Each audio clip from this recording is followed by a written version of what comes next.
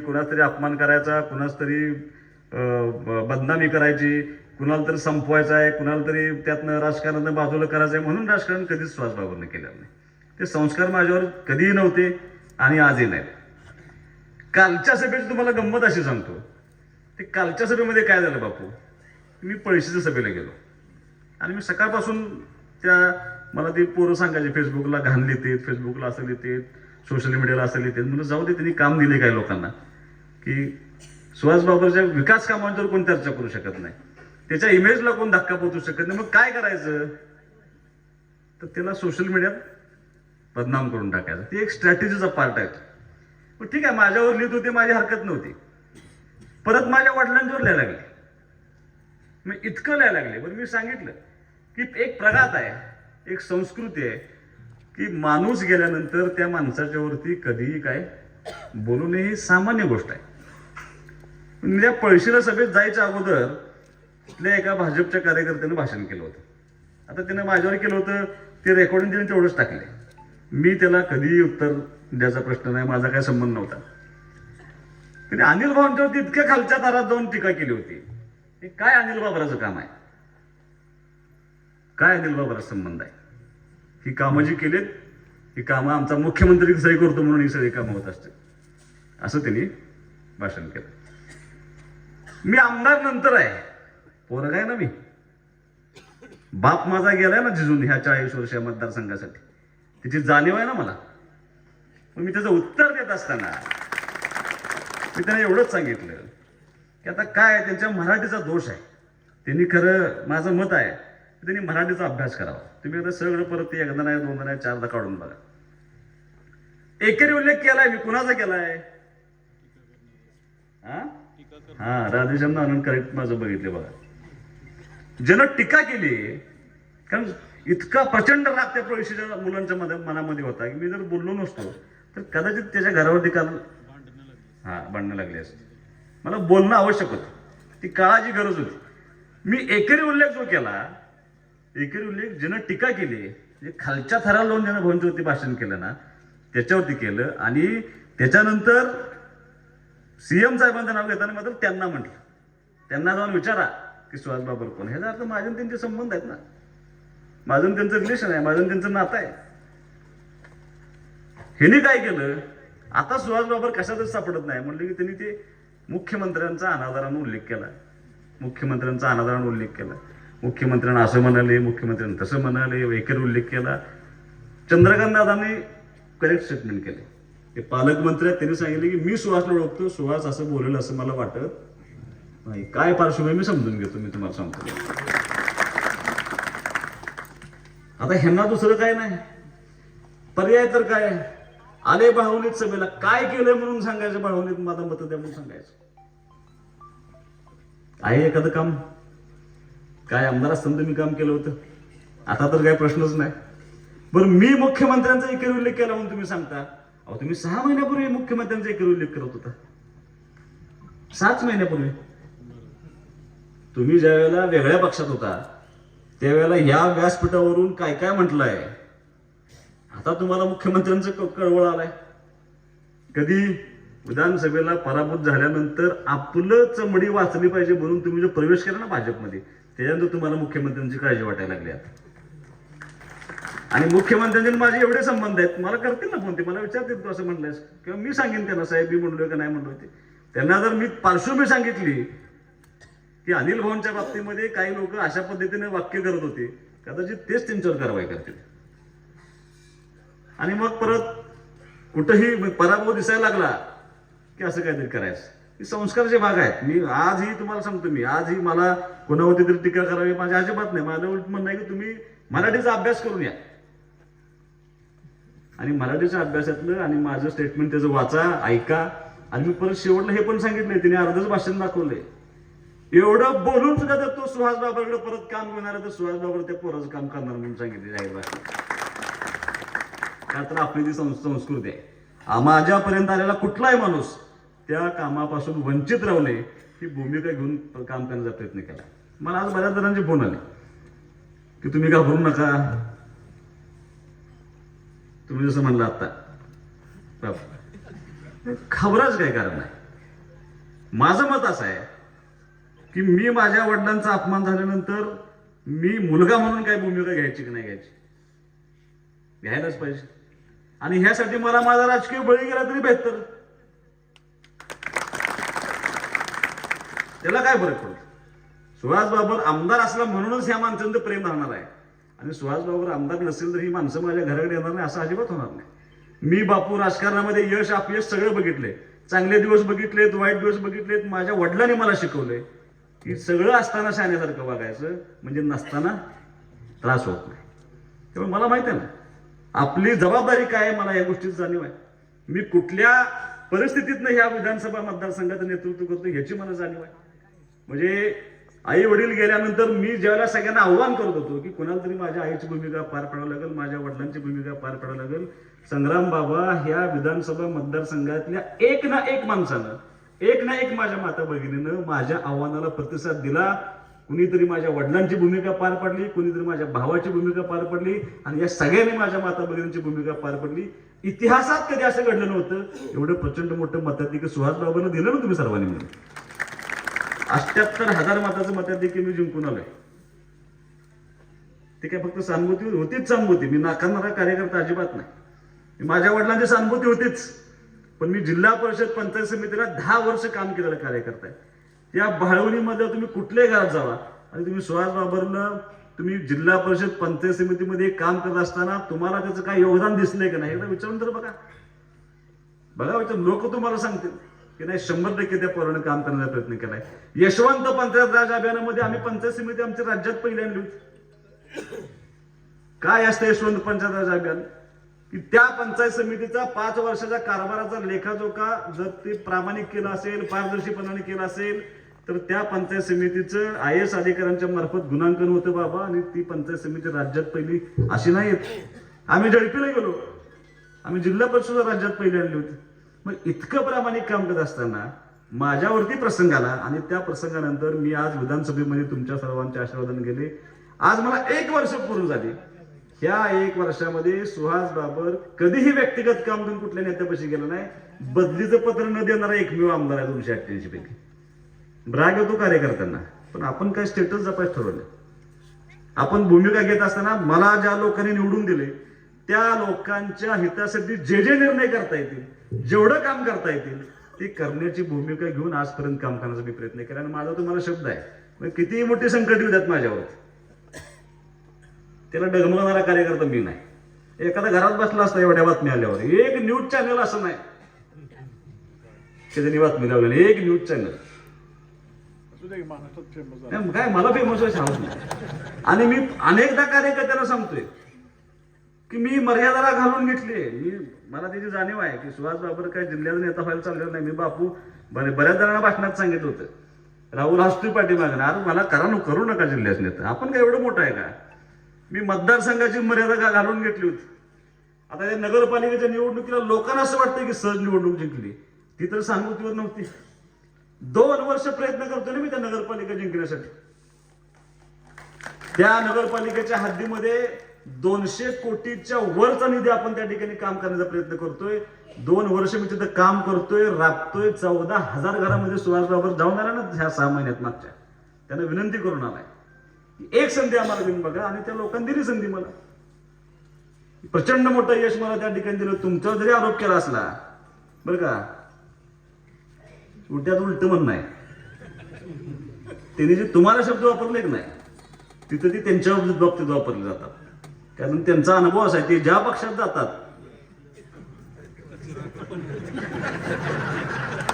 म्हणजे आता हा अनुभव विठ्ठल साहेबांनी घेतलाय, मुळीक बापूंनी घेतलाय, आमच्या तात्याने घेतलाय, आता बाकीचे घेते.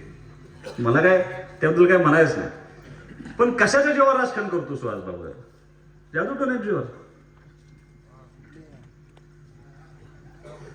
माझ्या घराला अनिल भाऊ 40 वर्ष राजकारण कधीच CCTV बसवला नव्हता. मी विधानसभेच्या वेळेला बसवला. महादेवाच्या मंदिरात सुद्धा आणून टाकलं होतं. माझ्या घराला लागून महादेवाचं मंदिर आहे. मी कधी बोललो नाही या विषयावर. आता जन काय तक्रार झाल्या होत्या, ज्याला कोणाला मारलं होतं ते खारगुडे काकांचा खास माणूस आहे. त्यानं आज तक्रार दाखल केल्या. तक्रार काय आहे त्याची? की ज्यांनी त्याच्यावरती हा आरोप केलाय त्याची जमीन लाटली आहे मी, ज्याचं व्हॅल्युएशन 25 कोटी रुपये आहे आणि त्या जमिनीच्या व्यवहारापोटी ते असलं काहीतरी त्या दोघांच्यात चालू आहे. आणि आरोप कोणावर? एकदा इथं तपासून बघा. तुम्ही प्रत्येक निवडणुकीला प्रचार कमी पूजा जास्त करता. मी सकाळी 7 वाजल्यापासून प्रचार चालू करतो, रात्री 1 वाजेवर प्रचार करतो आणि आरोप माझ्या मला राजकारणामध्ये सगळं असावं. माझं या नाही व्यासपीठावरती सांगा तुम्ही काय केले भावनेसाठी, मी तुम्हाला सांगतो काय केले भावनेसाठी. महेश दादांनी त्यांच्या भाषणामध्ये सांगण्याचा प्रयत्न केला की विट्यापासून, ढवळेश्वर पासून, कळंबीपासून, पंचलिंगनगर पासून भावनेने येणारा रस्ता ओढ्यावर होता. तुम्ही 10 वर्ष आमदार होता. इतकी प्रचंड मोठी वाहतूक होती. तुम्हाला नाही कधी वाटलं हा रस्ता मोठा व्हावा? 3.5 मीटर रस्ता होता. भाऊ आमदार झाले. भाऊनी मुख्यमंत्री ग्रामसडक योजनेमध्ये रस्ता मंजूर केला. भाऊनी इथं भाषणात सांगितलं की 5.5 मीटर रस्ता मी मंजूर करतो. इथे येऊन सांगितलं आमदार खोटं बोलते म्हणला. मुख्यमंत्री ग्रामसडक योजनेचा रस्ता हा 3 मीटरचा असतो. त्याची चूक नव्हती, त्याचा अभ्यास तेवढाच होता. त्याने अनिल भाऊला ओळखलं नव्हतं ना खरं. अनिल भाऊने राज्याचा निर्णय बदलून आणला आणि पहिला रस्ता झाला मुख्यमंत्री ग्रामसडक योजनेचा जो 5.5 मीटरने केला. तो विटा भाऊनी केला, तो अनिल भाऊनी केला होता. सुहास बाबर आमदार झाला. पुढचा विचार करतोय सुहास बाबर. आज या खानापूर, आटपाडी, विसापूर सर्कलच्या मतदारसंघामध्ये 142 किलोमीटर रस्त्याचं काम चालू आहे. 8 मीटर 10 मीटर कॉन्क्रीटीकरणाचं काम चालू आहे. 750 कोटी रुपये मी ह्या रस्त्याच्या कामासाठी आणले होते. तुम्ही विटाने इंग्रज जाऊन बघा, खरसुंडीपर्यंत जावा, खरसुंडीपासून बलोडीला या, बलोडीपासून पाऱ्यात या, पाऱ्यात आता मंगरुळमध्ये जावा. तुम्ही मगाशी नाव घेतलं ते त्यांच्या घरात पुढे जातोय रस्ता. ती माझी इच्छा आहे. आता करू द्या काम, परत त्याच रस्त्यानं माझ्या यावं लागेल. परत तिथनं पलूस पर्यंत जायचं आहे. तसाच रस्ता माझ्या विटा भाळवणी असावा, भाळवणीपासून कमळापूरपर्यंत असावा, भाळवणीपासून शिरगावच्या फाटीपर्यंत असावा. ही भूमिका करणारं काम सुहास बाबा त्या ठिकाणी काम करत असतो. ती जबाबदारी माझी आहे, कारण मला माहिती आहे तुम्ही मला कशात निवडून दिले. मी इतकं प्रामाणिक काम करण्याचा प्रयत्न करतो. महेश दादांनी सांगितलं की पाणी आलं, लाईटची प्रचंड मोठी अडचण होती, सबस्टेशन व्हावं अशी सगळ्यांची इच्छा होती. सबस्टेशन झालं. तुम्हाला कदाचित माहित नसेल पण ह्या दुष्काळी भागामध्ये इतकं प्रचंड पाणी आलं, इतक्या शेतीला पाण्याची मागणी आहे. गेल्या 2.5 वर्षामध्ये ह्या विधानसभा मतदारसंघामध्ये आपण नवीन 12 सबस्टेशन तयार केलेत. 12. आणि महाराष्ट्र सरकारनं ह्या पूर्ण राज्यामध्ये पहिला पथदर्शी प्रकल्प ह्या आपल्या विधानसभा मतदारसंघामध्ये उभा करतायत. ज्या ज्या ठिकाणी सबस्टेशन आहे त्या ठिकाणचं गायरान हे सौर ऊर्जेला घेतलं आणि त्या सौर ऊर्जेतनं त्या सबस्टेशनला लाईट देऊन आपल्या शेतकऱ्यांना दिवसा लाईट देण्याचा प्रयत्न केला. आज खानापूर तालुक्यातल्या 50% शेतकऱ्यांना दिवसा शेतीसाठी लाईट चालू आहे. सगळ्यात मोठं यश आपलं ते आहे. आता तुम्ही परत भाषणात सांगितलं की आम्हाला पण दिवसा लाईट पाहिजे, पण तुम्ही जागा कुठं देताय आम्हाला? सबस्टेशन शेजारी जर तुम्ही आम्हाला कुठं 5 किलोमीटरच्या परिघामध्ये जर तुम्ही मला सौर ऊर्जा उभा करायला जागा थोडी लागत नाही, कारण 8 मेगावॅट 10 मेगावॅटचे प्लांट आपण उभा करतोय. पण आज सगळीकडे सबस्टेशनच्या शेजारी सौर ऊर्जा उभा केल्यामुळं एक प्रयोग आमचा असा चालू आहे. तुमचा 5 MVA चा ट्रान्सफॉर्मर 2 आहे तिथं. आता सगळीकडे तालुक्यामध्ये लाईट आली. हेच 5 MVA चे ट्रान्सफॉर्मर येतात 2 महिन्यामध्ये 10 MVA चे कन्वर्ट करतो आणि तुम्हाला दिवसाला लाईट द्यायची जबाबदारी सुहास बाबरांची. सोलर कधी होईल त्यावेळेला होईल, पण हे सुद्धा काम करून देण्याची जबाबदारी मी 100%. आता त्याची तुमच्या ह्याचे पण काढले, आता सोलरचं पण टेंडर त्या ठिकाणी आपण काढले. त्या गावाचं वैशिष्ट्य आहे. आज काँग्रेसची सगळी मंडळी या ठिकाणी उपस्थित आहेत. या गावावर अनिल भाऊंचं आणि पत्रकार साहेबांचे विशेष प्रेम होतं, प्रचंड प्रेम होतं. म्हणजे कदाचित त्या दोघांच्या राजकीय संघर्ष झाला तरी सुद्धा पार्टी ही अनिल भाऊंची पत्रकार साहेबांची असंच असायचं. आज त्या संघर्षाची धार कुठंतरी पुसटशी होत गेली. आणि मला तुम्हाला विनंती करावी, मी तुम्हाला आठवतंय का बघा, मी विधानसभेच्या निवडणुकीत सांगितलं होतं ह्या स्टेजवरती की मी पत्रकार साहेबांचा पुतळा मी विट्यात उभा करणार, तो कुठं उभा करणार मी सांगितलं होतं. कुठं? हा, 25 कोटीचं एसटी स्टँड आपण विट्यामध्ये उभा करतो. आता जरा त्रास होतो तुम्हाला, पण अजून 2-4 महिने. इतकं सुंदर स्टँड कुठं जिल्ह्यात नसेल इतकं सुंदर एसटी स्टँड आपण उभा करतोय. पूर्वीचं स्टँड पत्रकार साहेबांनी बांधलं होतं, ते सगळं काम ज्याला पूर्ण होईल तिथं मी पुतळा उभा करणार आहे पत्रकार साहेबांचं. कारण ज्या माणसाचं अस्तित्वामुळे ते झालं होतं ते सगळं तिथं उभा राहणं आवश्यक आहे. पुढच्या पिढीला कळलं पाहिजे या हेतून त्या ठिकाणी मी काम करण्याचा निश्चितपणे प्रयत्न करतो. तुम्ही सगळ्या शाळा जाऊन बघा, तुम्ही जिल्ह्यातल्या कुठल्याही जिल्हा परिषद शाळेमध्ये जाऊन बघा. मी विटा नगरपालिकेच्या नगरपालिकेच्या निवडणुकीमध्ये आवाहन करून ठेवलं होतं की तुम्ही पण नगरपालिकेच्या शाळा चालवताय. मी 10 वर्ष जिल्हा परिषद पंचायत समितीचा कारभार बघत असताना आम्ही शाळा चालवते. मॉडेल स्कूल सारखी कन्सेप्ट आपण बापू तयार केली होती आणि इतक्या सुंदर शाळा जिल्हा परिषदेच्या जिल्ह्यामध्ये सगळ्यात जास्त जिल्हा परिषद शाळेमध्ये ऍडमिशन कुठं असेल तर ती खानापूर तालुक्यामध्ये सगळ्यात जास्त ऍडमिशन आहेत. का तर शाळा आपल्या चांगल्या करण्याचा प्रयत्न केला. आता तुम्ही पहिलवान काहीतरी 2 खोल्या का 3 खोल्यानं पैसे दिले तुम्ही, 3 खोल्यांसाठी पैसे दिले. तुम्ही अपेक्षा व्यक्त केली की पीएचसी व्हायला पाहिजे. आम्ही ते प्राथमिक आरोग्य केंद्राचा प्रस्ताव माननीय आरोग्य मंत्र्यांच्या जवळ टेबलला ठेवलाय. त्यांची लवकरात लवकर मान्यता घेऊ. फक्त एक निर्णय असा झाला होता की थोडस मागची जी कामं अपुरी आहेत राज्यातली वैद्यकीय इमारतींची, त्या इमारती झाल्याशिवाय नवीन इमारत करायची नाही म्हणून त्याचं काम पेंडिंग पडलंय. तुमची पीएचसी विट्याला तुमची पीएचसी जॉईन होती. विट्याला मी तुम्हाला नगरपालिकेच्या निवडणुकीत सगळ्यांना सांगत होतो, आज तुम्हाला पण सांगणं आवश्यक आहे. मी प्रत्येक वेळेला आता पाणी आलं, आता गोंधळ चावत्या, बिबट्या आलाय आणि 5 वर्ष थांबा मगर सुद्धा येणार. मग ह्या सगळ्याला उत्तर त्याच्यापेक्षा एखादं जळीत आलं, भाजलं, एक अनुभव आलाय आपल्याला. आपण ऍडमिट करू शकत नाही विट्यामध्ये, आपल्याला पुढेच पाठवावं लागतं पेशंट. सगळ्यात वाईट काय असेल तर आम्ही काम करताना अपघात झाला आम्हाला फोन येतो ना, त्या मुलाची परिस्थिती नसते, आम्ही सांगतो जावा सिव्हिलला, आणि सिव्हिल सर्जनला फोन करायचा ऍडमिट करून घ्या. साप चावलाय फोन करायचा ऍडमिट करून घ्या. पण तात्या ज्यावेळेला एखादी क्रिटिकल डिलिव्हरी येते एखाद्या माझ्या भगिनीची, आणि ज्यावेळेला आपले लोक इथं सांगतात की तिची परिस्थिती नसते आणि आपण ऍडमिट करू शकत नाही, सांगलीला नेताना मात्र आम्ही सांगतो की ऍडमिट करून घ्या. पण ती बिचारी सांगलीला पोचते का नाही, त्याचे बाहेर राहते का नाही, ह्या मनामध्ये इतक्या प्रचंड शंका निर्माण होतात. याचं उत्तर काय तर विटा हायस्कूलच्या समोर आपली जी पीएचसी आहे तिथे 100 बेडचं आपण नवं हॉस्पिटल त्या ठिकाणी उभा करतोय. त्याची मान्यता आदरणीय मुख्यमंत्र्यांच्या जवळ त्या ठिकाणी पेंडिंग आहे. 20 बेडचं ट्रामा केअर सेंटर, अपघात झाला काय झाला तर आपण त्या ठिकाणी त्याचा उपचार व्हायला पाहिजे, आणि 10 बेडचं डायलिसिस सेंटर उभा करतोय. त्या डायलिसिस सेंटरमध्ये आपल्या तालुक्यातल्या सगळ्या माणसांचं डायलिसिस हे मोफत झालं पाहिजे या हेतून आपण डायलिसिस सेंटर उभा करतो. मग आता तुमच्या गावातले सगळे रस्ते आपल्याच माध्यमातून झालेत, काय सभामंडप झाले असतील आपल्याच माध्यमातून झालेत, स्ट्रीट लाईट आपल्याच माध्यमातून झाल्या, शाळेची इमारत आपणच करतोय, नळ पाणी पुरवठा योजना आपणच करतोय, बंधारे आपणच करतोय, पाणी सोडायचं नियोजन आपणच करतोय, पोलीस स्टेशन आपणच बघतोय, प्रांत ऑफिस आपणच बघतोय, तहसीलदार ऑफिस आपणच बघतोय, पीटीजली आपणच बघतोय. दास जास्त झालेत म्हणून मला फोन येतो, माझी हरकत नाही. चिखलवाडवरून मला फोन आला होता, बाबा अरे काय करतोस तू, दास नाही झाले. मी ग्रामसेवकाला पाठवून दिलं, म्हणलं गटर साफ केले का बोनेला, म्हणलं गटर साफ केलं नव्हतं. मी तिला सांगितलं स्वच्छ करून घे. काल रात्री 1 वाजता फोन आला, मी कुठल्या बारचं नाव घेणार नाही, बार मधनं फोन आला मला. मी फोन आला उचलला, म्हणलं काय नाही उचलताय ना बघायला फोन केला.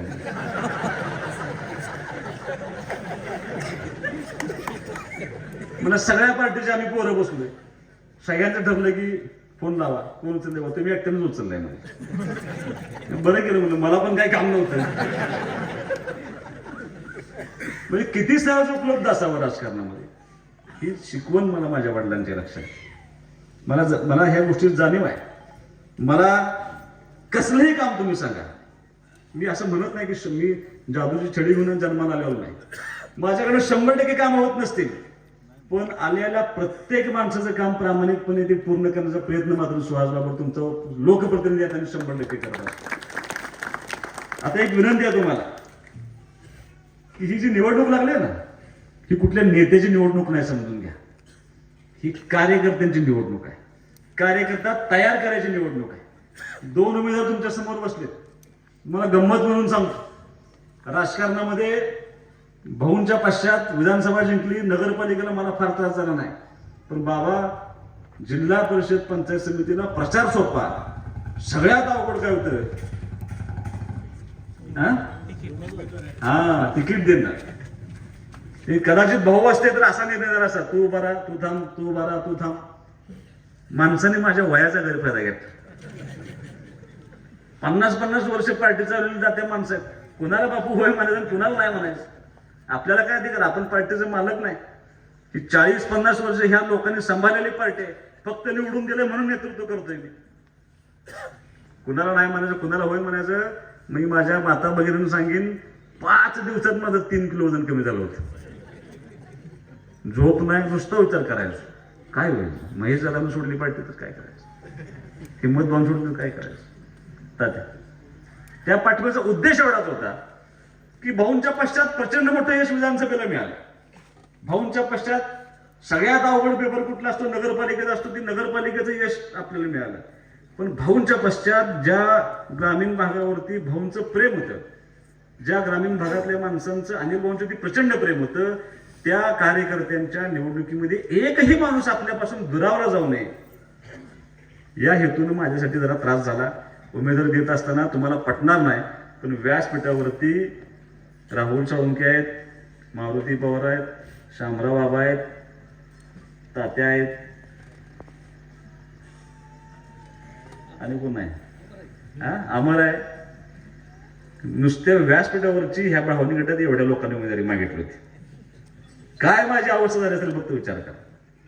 आणि फक्त एकच आहे की वैशिष्ट्य काय अनिल भाऊंच्या पार्टीचं, तर हे वैशिष्ट्य आहे की ज्यांना थांबायला सांगितलं ना ते सगळे थांबलेत. लक्षात घ्या, फक्त पार्टीसाठी. आणि काय क्रायटेरियावरती आम्ही उमेदवार दिली, तर माझं म्हणणं एवढंच आहे की तुम्हाला माझी विनंती आहे. तुमच्या गावात एक उमेदवार आहे, एक आळसनमध्ये उमेदवार आहे. तुमच्या गावात महेश गोरपडे किती वर्ष काम करतायत, काय तर त्यांचं योगदान आहे. जरा फाटकळ आहे, मी काही सगळं चांगलं बोलणार नाही. थोडं जरा ते आता काय होतं, काम करणाऱ्या माणसालाच माहीत. म्हणजे मी इतकं शांत राहायचं, इतकं शांत राहायचं. आता वडिलांच्यावर बोलल्यावर तरी बोललं पाहिजे की नाही मी. तसं महेश आता जरा कधीतरी येतं बाहेर, पण काम करून दाखवा त्याच्या. एवढं आपलं चॅलेंज आहे. समोरच्या कॅन्डिडेटला महेश दादाला एकत्र बसवा, सांगू द्या त्यांनी पंचायत समितीची आणि ग्रामपंचायतीची योजना, सांगू द्या काय कागदपत्र लागते, स्ट्रीट लाईट उभा करायला काय केलं तर सांगू द्या त्यांनी. एक जरी त्यातलं काम सांगितलं तर मी महेश दादाचा पाठिंबा त्यांना द्यायला होतो. देतात का बघा, नाही होऊ शकत तसं. आता तुम्हाला विचार करायची गोष्ट आहे की तुम्हाला मुद्दाम सांगतो मी, राजकारणामध्ये ह्या गोष्टी पाहायला गेल्या पाहिजेत. कार्यकर्ता जर मोडून पडला, एक कार्यकर्ता तयार करायला 20-30 वर्ष पार्टीला खर्च करायला लागतात. त्यामुळे तुम्हाला विनंती आहे की कार्यकर्ता ही कन्सेप्ट मोडता कामा नये. कार्यकर्त्याच्या पाठीमागं तुम्हाला सर्वांना ताकदीने उभं राहावं लागेल. बोलण्यात मागाशी पुण्यातले आलं पाहुणं भाऊकी काय नसते. भालचंद्र कांबळेला मी विटा नगरपालिकेच्या निवडणुकीला उमेदवारी दिली, सख्ख्या भावाला त्याच्या विरोधात उतरवला. का तर भालचंद्र अर्ज माघार काढून गेले. भालचंद्रने सांगितलं कुरुक्षेत्राचं रण आहे, समोर कोणा बघायचं नाही, पार्टीने ठरवलं माझी उमेदवारी. मी पार्टीच्या सख्ख्या भावाच्या विरुद्ध लढला आणि जिंकला. त्यामुळं आता भाऊकी पाहुणे तुम्हाला माझी विनंती आहे, ठीक आहे, राजकारणामध्ये याला कुठं थरा दिला नाही पाहिजे. जे लोक काम करतायत, ज्या लोकांचं योगदान आहे, त्या लोकांसाठी तुम्हाला इथून पुढच्या काळामध्ये कष्ट घ्यावं लागेल. त्यांच्या पाठीमागे शक्ती उभा करावी लागेल, अशी विनंती मी तुम्हाला करायला लागेल. कामं कधीच संपणार नाहीत.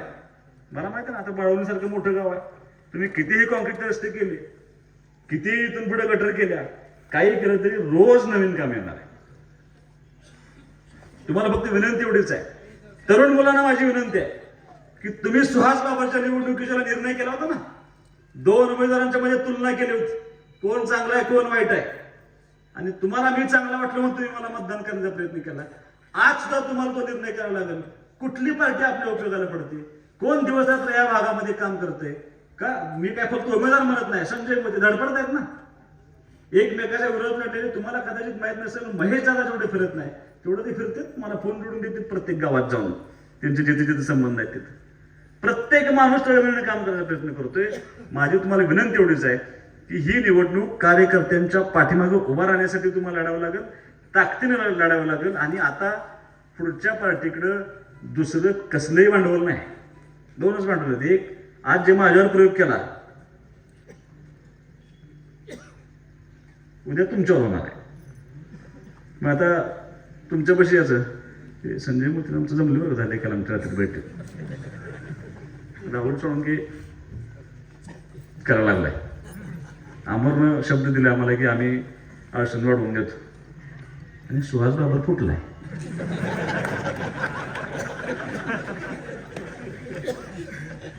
ह्याच्या व्यतिरिक्त कसलेही भांडवल विरोधी गटाकडे नाही.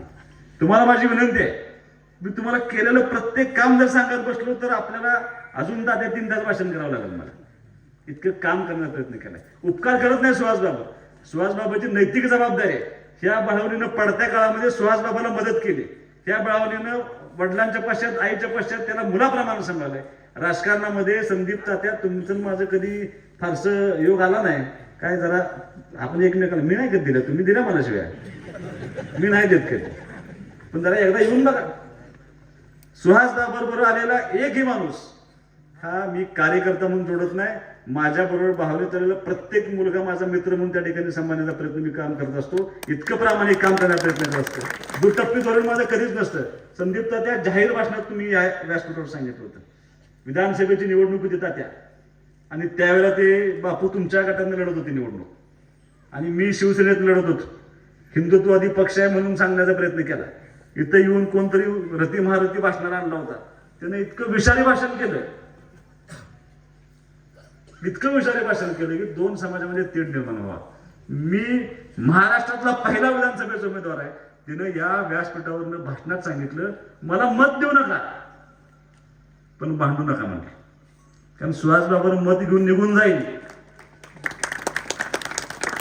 कोणतं भाषण करून निघून जाईल, राहायचंय तुम्हाला म्हणलं.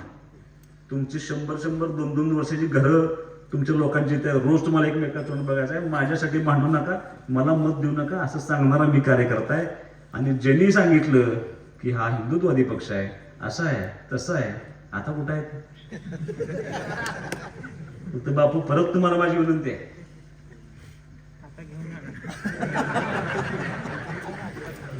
लिहून देऊ का 19 तिकीट तिथं मिळत नाही म्हणून?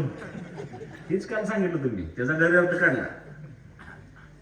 मी कुणाच्या आधारावर बोललो? फडणवीस साहेबांचे माझे संबंध आहेत ना काहीतरी. शिंदे साहेबांचा मी आवडता आमदार म्हणून सगळीकडे हेळ्या उठले की. आता फक्त दुर्दैव माझं एवढंच आहे की तुम्हाला हे सांगायला हरकत नाही, 10 दिवसापूर्वी अजितदादांचा मला फोन आला होता उमेदवारी फायनल करायची. आयुष्यात पहिल्यांदा त्या माणसानं मला फोन केला होता.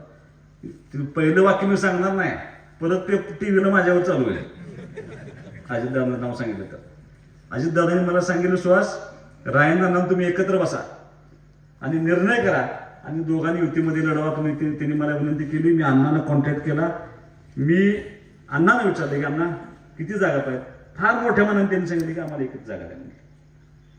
त्यांनी 1 जिल्हा परिषद जागा घेतली. फक्त झालं असं की जिल्हा परिषद जागा कुठली मागितली, जिथं तानाजी पाटील उभं राहणार होते की नाही, तिथलीच जागा मागितली. पण का मला वाटलं मला देव जाणे, पण मी बैठकीत सांगितलं अध्यक्षांना, अध्यक्ष थांबावं लागतं. अजितदादांचा फोन आलाय, मी काय टाळणार नाही म्हटलं. आपल्याला आंदोलन तिकीट द्यावं लागते. मला माहित नव्हतं परत 5 दिवसानं काय होणार आहे. आपण अध्यक्षांना थांबवलं, युती केली आणि अण्णांचा माणूस आपण त्या ठिकाणी राष्ट्रवादी अजितदादा गटाचा त्या ठिकाणी उमेदवार विनायक मास्टर म्हणून लढवतोय. मला ज्या दिवशी घडली घटना त्या दिवशी मी 2 दिवस जपू शकलो नाही. फक्त समाधान एकच गोष्ट होती की आयुष्यात पहिल्यांदा अजितदादांनी मला फोन केला, सुहासबाबांनी शब्द पाळला होता. त्यामुळे तुम्हाला माझी विनंती आहे की उद्या पेपरला काय येतंय, उद्या न्यूज चॅनलला काय येते, ह्याला फारसं महत्व नाही. मी आहे ना तुमच्यासाठी, तुमचा भाऊ, तुमचा सहकारी, तुमचा आमदार. तुम्हाला ह्या 4 वर्षामध्ये लागेल ते काम करण्याची जबाबदारी मी त्या ठिकाणी ताकदीने खेचून आणीन. तुम्हाला अडचण येणार नाही. आता चंद्रदादा ट्रायल पास झाले. आता तुम्ही आता माझं काम हलकं केलंय. मला अळसणला आणि बलवडीला घाट द्यायचा होता नदीकडेला. आता बाळवणी जबाबदारी तुमची. तिथं घाट उभा करा नाहीतर ठेवा. मी आता बलवडीला आणि अळसणला उभं करायची जबाबदारी माझी. मी तिकडे जबाबदारी घेतली. तुम्ही माझा वाटा उचलला पाहिजे. तुम्ही जबाबदारी पक्षाची घेतली पाहिजे. बापू, तुमच्या भाषणात जरा राग दिसतोय मला आज, तर राग व्यक्त करू नका. पक्ष हा असाच असतो. पक्षाकडनं फार अपेक्षा न करता आपल्या हिमतीवरती काम करायचा आपण सर्वांनी प्रयत्न करावा. तुम्हाला विनंती आहे. झालं माझं वेळ संपत आले. फक्त परत एकदा विनंती आहे की राहुल सावंतांनी फार मोठं भाषण केलं. 5,000 20,000 मग बहुत डोक्यात घ्यायचं नाही अजिबात भाषण. राहुल आपण तुम्हाला मोटिवेट करायला सांगितलं, निवडून कोणी आलेलं नसतं. आता निवडणुकी मतदान पेटीमध्ये संध्याकाळचं 5:30 वाजेपर्यंत शेवटचं मशीनमध्ये मतपेटीत पॅक होत नाही मतदान, तोपर्यंत आपली जबाबदारी असते, आपलं काम असतं. आणि सगळ्यात वाईट दिवस निवडणुकीने कुठले असतात तरी शेवटचे 2 दिवस असतात. लक्षात घ्या. कार्यकर्त्यांना माझी विनंती आहे की अजिबात गाफील राहू नका. सगळे प्रयोग होणार, ताकदीने हल्ला होणार. मी सांगतोय काय, माझा त्या महानगरपालिकेशी मी तुम्हाला शपथ सांगतो, पक्षाने जबाबदारी दिली. पक्षाला कसं नाही म्हणायचं म्हणून मी लढलो. फक्त जरा डोकं जास्त आहे. कोण निवडून येते मला अंदाज आला होता, तिथे जरा जास्त ताकद होती, दोघं निवडून आले. पण माझ्या ध्यानीमनी पण नाही. ज्या दिवशी निकाल होता मी उठ्यातच होतो. आणि सत्ता जिंकायची असेल तर तो आकडा 40 असावा लागतो. आणि मी आपलं सहज भाषणात म्हणलो होते सांगितल्या की आम्हाला घेतल्याशिवाय सत्ता होणार नाही. आणि मी निकाल दिवशी आपलं मला पहिला फोन आला, सागर वनखंडी विजय झालाय. मला फार आनंद झाला की जिथं अस्तित्वच नव्हतं शिवसेनेचं तिथं शिवसेनेचा पहिला नगरसेवक आपण निवडून देण्यामध्ये यश होतं. मला आनंद झाला. 1 तास गेला दुसरा फोन आला की युवराज गावडेकर निवडून आले. मला आणि डबल आनंद झाला. मी आपल्या शिंदे साहेबांना फोन केला, साहेब 2 निवडून आले म्हटलं आपण. आणि मला जेवावं जरा पडावं म्हणलं घरी जाऊन. जेवलो आणि एखादा फोन आला, या म्हणलं का 39ला भाजप थांबले म्हणून तुमचे 2 आलेत म्हणलं. बरं मला भीती काय की आमच्या 2 गडी जाण्यात म्हणजे बघू. मी जेवलोच नाही. मी तसंच गाडीत बसलो आणि सांगली गेलो. आपण त्या दोघांना भेटलो, व्यवस्थित केलं. दुसऱ्या दिवशी बातमी, किंग मेकर स्वाद. काय आमचा किंग मेकर, तुम्ही राष्ट्रवादीने घेऊन सगळं उद्योग करून टाकला. काय आम्ही किंग मेकर नव्हतो, काय नव्हतं. नगरपालिका जिंकली ही आपल्या कामावर जिंकली. महानगरपालिका त्या दोघांच्या कष्टावरती आणि आपल्या प्लॅनिंगवरती जिंकली. मी ह्यांना ओरडून सांगते बरं का, उगाच मला त्या जिल्ह्याच्या नेतृत्वाच्या चर्चा फेसबुकला ह्याला करू नका. मला त्या त्रास होईल. तो त्रास जो आजचा आहे ना तो त्याचा आहे लक्षात. तो त्रास मला काय फडणवीस साहेबांचं नाव कसं घेतलं ह्याचा त्रास नाही. आणि अजून तुम्हाला सांगतो, फार गरीब माणूस आहे मी, फार किरकोळ माणूस आहे. उगाच मला त्यात अडकून आता ही सगळी मिळून माझ्यावरती येतील एक दिवस. अहो मारायला नाही बापू. राजकारणामध्ये ही सगळी मिळून जर माझ्या तुटून पडली तर मग मात्र माझा कार्यक्रम ही सगळी मिळून करतील. मी तुम्ही मगाशी म्हणला म्हणून तर की नेता कसा असावा, मी आपलं चंद्रदादाला बोट केलं, तब्येतून तर जाड असावा केलं. आपलं काय आहे आम्ही दोघं बी तुमच्यावर आहे. शेवट पण राहून झालंय. चंद्रराव दादा डोक्यात आता मगाच पण तुम्ही सांगली जा चाललंय मला. मी काय दादा खाण्यावर पेट सोडून जाणार नाही. सांगलीची व्यवस्था तुमची करायची असली तरी मी करून देऊ शकतो. त्यामुळं विनंती एवढीच आहे की सगळ्या कार्यकर्त्यांना, माझ्या माता भगिनींना एक संधी मागच्या वेळेला महेश दादांनी चुकली होती.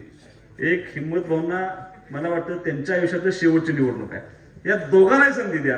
इथून पुढच्या सगळ्या कामांची जबाबदारी तुमचा सहकार्य म्हणून आम्ही सगळे पार्टीचे एकत्रितपणे, आता मला माझ्या दृष्टीनं यामध्ये मी कुठलीही पार्टी त्या मानणारा कार्यकर्ता नाही. तुम्ही मला मदत केली ना, ते उपकार माझ्यासाठी आयुष्यभर राहतात. तुम्हाला इथून पुढे लागेल ते काम, तुम्ही व्यक्तिगत असू द्या, सामाजिक असू द्या, ते सगळं करण्याची जबाबदारी हा तुमचा सहकारी कायमस्वरूपी करेल. एक संधी ह्या दोघांच्या पाठीमागे द्या, ताकदीनं काम करा. अजिबात गाफील न राहता ह्या भाळवणीमध्ये प्रचंड मोठं मताधिक्य आपल्याला मिळालं पाहिजे यासाठी तुम्ही सर्वांनी प्रयत्न करावा. धनुष्यबाण आपलं चिन्ह आहे, मग ते सगळ्यांना माहिती आहे धनुष्यबाण चिन्ह. आपण बदलत आता बाकीच्यांना सारखं जरा इकडे जा तिकडे सांगायला मागच्या हे नव्हतं आमचं आता हे आहे. आपल्याला तसं काय करायला लागत नाही, आपलं चिन्ह फिक्स आहे.